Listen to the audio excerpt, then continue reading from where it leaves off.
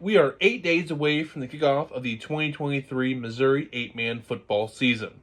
With that, Anthony Crane and myself would like to represent our Elite 8 players in 8 positions going into the 2023 football season. Anthony and I went through our list together, and while we had to leave off quite a few super talented players, we are excited to see what the following players will bring to the gridiron starting next week. The positions we ranked are quarterback, running back, receiver/tight end, offensive line, defensive tackle, defensive end, linebacker, and defensive back. Let's start with the offense and the young men under center, the quarterbacks. At number 8, Kendall Nolan from South Holt. Last year, Nolan threw for 1,179 yards and 16 touchdowns. He added 441 yards and 7 touchdowns on the ground, totaling just under 1,700 yards and 24 touchdowns. At number 7, we have Connor Smith from Schuyler County. Last year, Connor threw for 2,106 yards and 30 touchdowns, chipped in another 300 yards rushing and 5 scores, bringing his total over 2,400 all-purpose yards and 35 touchdowns. At number 6, Gage Idings from Pattonsburg threw for 2,921 yards and 42 touchdowns, added another 400 yards rushing and 8 touchdowns on the ground. He went over 3,300 total yards and 50 total touchdowns. At number 5, Henry Snelly from Lockwood. Henry last year threw for 1,840 yards and 32 touchdowns, ran for the $155 and 6 scores, just under 2,000 total yards from the scrimmage, and 38 touchdowns last year for the Tigers.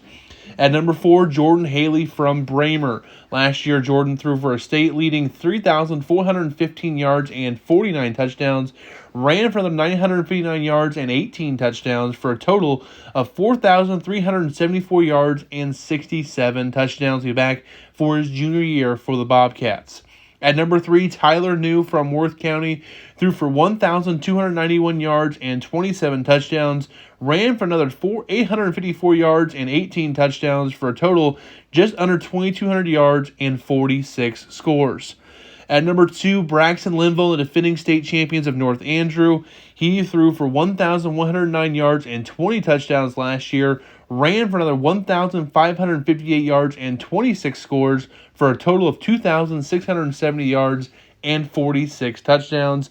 And number 1 on our list is Archie's Briar McIntyre. Briar threw for 1,365 yards and 22 touchdowns last year as a junior. He also ran for 1,841 yards and 37 touchdowns for a total of 3,235 yards from scrimmage and 60 total touchdowns last year. Now to running backs, number 8, Khalil Bowman from Northern Hardin Central. He ran for 750 yards and 13 touchdowns last year.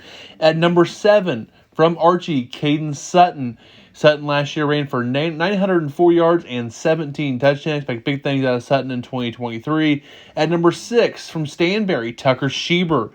Tucker last year ran for 1,337 yards and 20 touchdowns. At number 5, Sam Jones from Osceola. Sam last year ran for 1,191 yards and 16 touchdowns. Should be a big force for the Indians in 2023. At number 4, Amos Fredrickson from North Shelby last year ran for 1,623 yards and 22 touchdowns. Also caught 22 passes for 461 yards and 5 more touchdowns. He's an absolute monster there for the Raiders. At number 3, Cash Anderson from Appleton City. The sophomore last year ran for 1,319 yards and 21 touchdowns. Expect another big year from Cash Anderson. At number 2, Jaden Maggart from St. Paul Lutheran. Last year, Maggart ran for 2,239 yards, also 36 touchdowns on the ground, chipping in 4 more receiving touchdowns and 280 yards receiving for a total of 2,500 yards from scrimmage and 43 touchdowns. Big player there for the Saints in 2023. And number 1, we have Jackson Miller from Oric. The Bearcat last year ran for 2,343 yards and 41 touchdowns, had 45 total touchdowns last year for Oric. He's a big reason we're high on the Oric Bearcats in 2023. Up first at number 8 for our wide receiver/tight ends, Cade Kurtz for South Holt. Last year, 47 receptions for 459 yards and 8 touchdowns. At number 7, Jacob Winkelbauer from Bishop Lawn. In 2022, he had 27 receptions for 435 yards and 11 scores.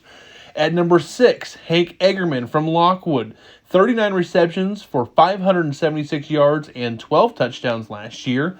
At number 5, Grant McIntyre from Worth County last year. 19 receptions for 249 yards and 9 touchdowns. We expect big things out of Grant in 2023.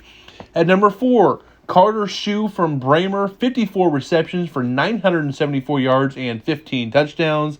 At number 3 from Drexel, Ethan Dayringer, 47 receptions, 955 yards, and 16 scores last year.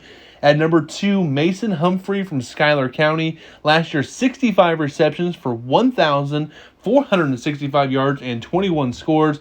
He's a big offensive weapon there for the Schuyler County Rams.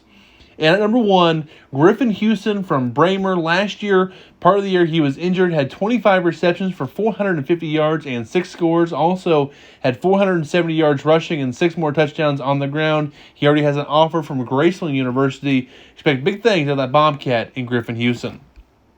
Now we go to the offensive line at number 8 from Stanberry, Caden Showers. At number 7, Hayden Shaw, the center at Archie. At number 6, Tate Johnson from East Atchison. At number 5, we have Landon Wiederholt from Platte Valley. At number 4, Riley Greening from North Shelby, also a very good defensive end turned linebacker this year. Look out for him on defense as well. At number 3, Tucker Greer from Orick. At number 2, Braden Daniels at Archie. And our top lineman going into the 2023 season is Elias Alarcon from Worth County. Now we go to the defensive side of the football, to the defensive tackle position at number 8, Keegan Etter from Platte Valley, stepping in 14 tackles last year for Wyatt Miller. Expect big things out of Mr. Etter this year. Number 7, Brody Double D from Liberal had 51 tackles, 5 tackles for loss and a sack last year. Brody's going to have a big role for the Bulldogs in 2023. At number 6, Braden Duckworth from Archie, 54 tackles, 4 tackles for loss, and 6 sacks last year. He's going to be a monster there in the middle of the line for the Whirlwinds. At number 5, Ryder Heron from Rockport, going to be a sophomore. He had 17 tackles last year, but he has been hitting the weight room super hard this year. Expect big things out of Ryder Heron from Rockport. At number 4, Seth Miller from Albany, 63 tackles, 7 tackles for loss, a sack, a forced fumble, and a fumble recovery last year. He's going to anchor the middle of that Albany defense.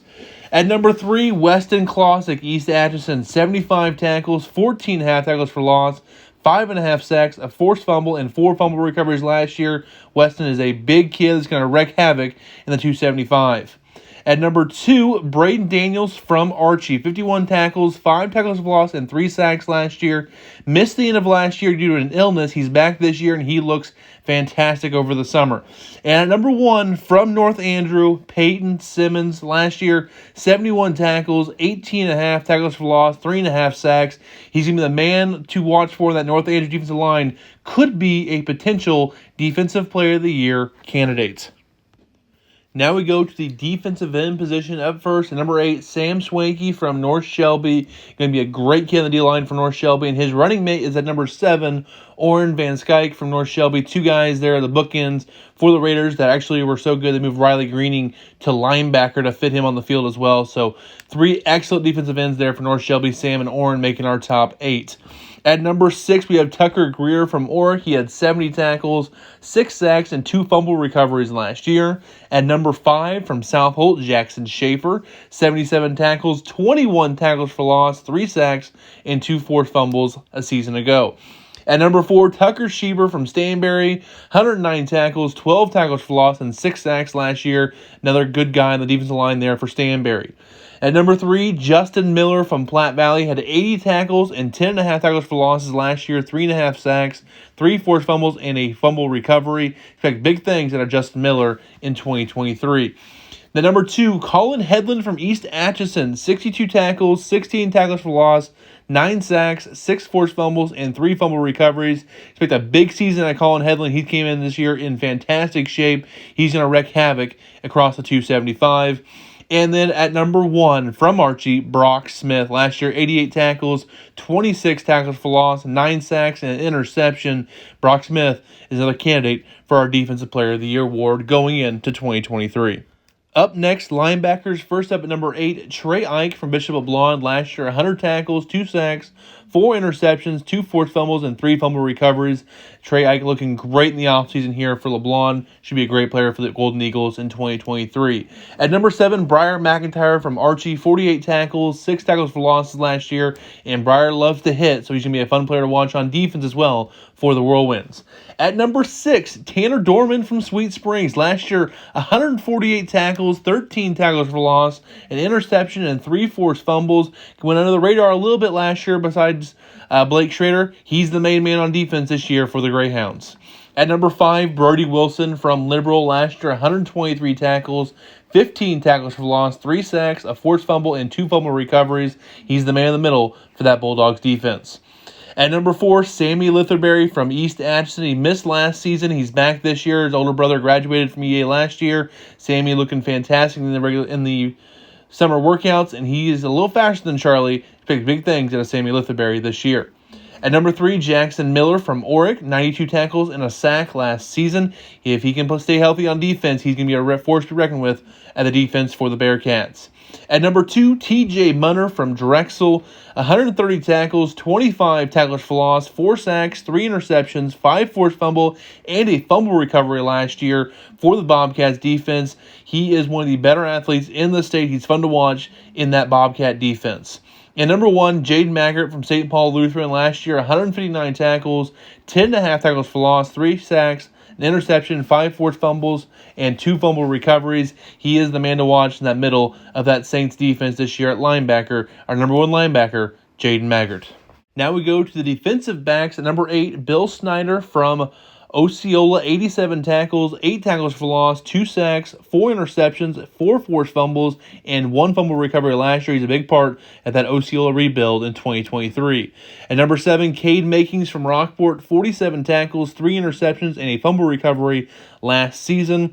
Number 6, Grant McIntyre from Worth County. Last year, 58 tackles, 5 tackles for loss, a sack, an interception, a forced fumble, and a fumble recovery. See a big step in that Tiger defense in 2023. At number 5, Quincy Bazal from Liberal, 83 tackles, 3 interceptions, a forced fumble, and a fumble recovery in the back end for that Bulldogs defense. At number 4, Peyton Woods from St. Paul Lutheran, 48 tackles, interception last year. Number 3, from Platte Valley, Aiden Blackford, 64 tackles, a tackle for loss, 3 interceptions, and a forced fumble last season. There's a smart heads-up player in the backfield there for Platte Valley and Coach Silkett. At number 2, Ethan Dayringer and Drexel, 81 tackles, 6 tackles for loss, 4 interceptions, a forced fumble, and 3 fumble recoveries. And number 1, Deshaun Wilsey from Santa Fe, dash there with 82 tackles, 9 tackles for loss, 8 interceptions, 2 forced fumbles, and a fumble recovery last season. Rounds out our top defensive back coming in to 2023. Thank you for watching our release of the Elite 8 players in 8 positions in Missouri 8-man football for the 2023 season. Please like and share this video. Anthony and I will do a Facebook Live show after the Jamborees on Friday night. We will review the Jamborees and discuss our agreements and disagreements when creating this video. Until then, thank you from Missouri 8-man football.